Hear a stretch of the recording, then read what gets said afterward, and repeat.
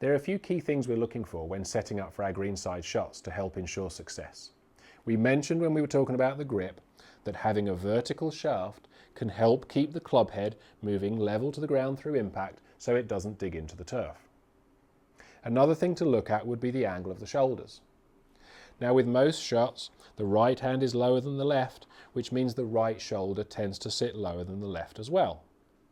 But we can have a much softer setup with our short game, and that means with a little bit of flex to the elbows, we can get the shoulders a little more level. If we have the shoulders tilted upward, that could cause the club head to move up through impact.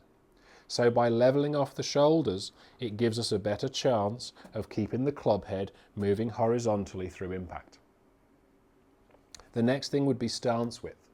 We want to tell ourselves that this isn't a power shot, so we don't want a wide stance that could encourage movement laterally from right to left.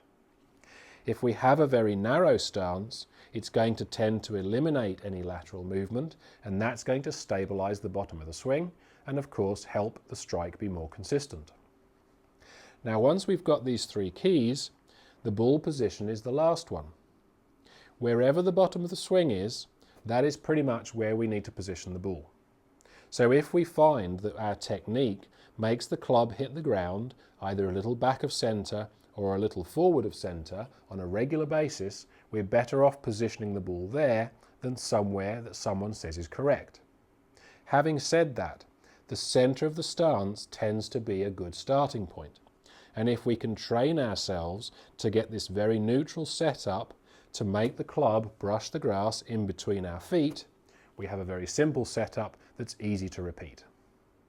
So if we can go through a very simple routine when setting up to the ball, in no time at all it will become second nature and all these things will fall into place.